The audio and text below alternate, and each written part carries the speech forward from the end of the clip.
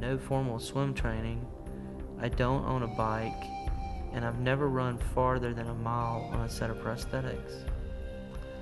And I said to myself, I believe God wants me to do an Ironman.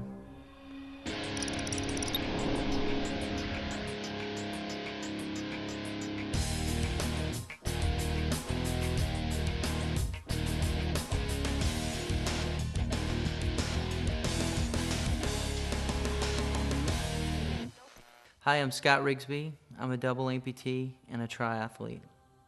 Well, I was 18 years old. I was working a summer job with two of my best friends from high school. We were working for a landscaping company, and we were sitting on the back of this pickup truck. An 18-wheeler had been following us and decided to pass us from behind, so he moved over, and when he did, his vehicle clipped our vehicle. I got knocked off. My legs got lodged in between our flatbed trailer tire, and I literally bounced up and down the road over 328 feet on the pavement. For the next 3 years, from 1994 to 1997, I'm in pretty much a drug-induced coma and addicted to prescription medications. One day I had this conversation with a pastor friend of mine, and he talked to me for about 2 hours, and through my drug-induced haze, the only thing I can remember him saying is that God had a plan for my life. That's really when I finally connected with God. I poured out all my hurt and my anger, and I cursed God for everything that he possibly was worth. He simply said, I'm glad you're finally being honest with me. It was December 2005. I was at probably the lowest point in my life. Even though as a Christian I was lost, I was wandering in a desert of despair. And so I just said a simple prayer. I said, God, if you'll open up a door for me, then I'll run through it.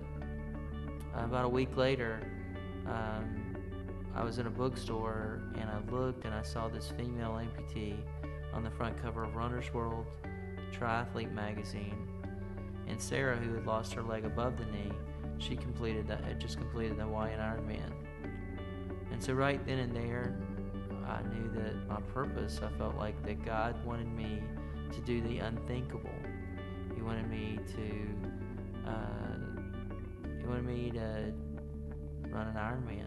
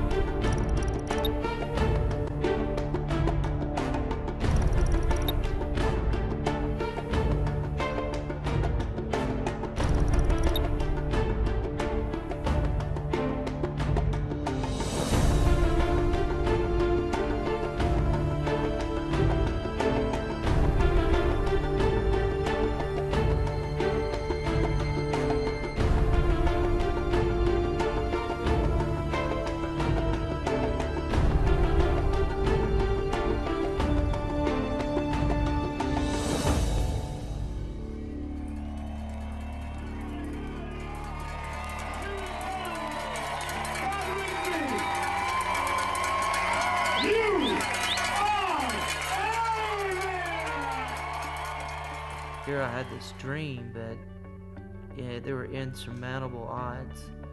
What I was trying to do was unthinkable. But what I wanted to do was change the world.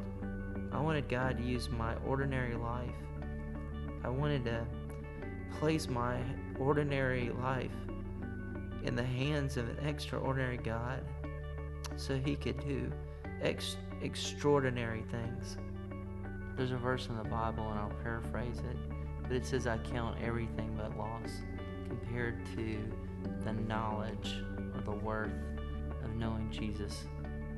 And really, it doesn't matter about world records. It doesn't matter about being on TV or being in magazines.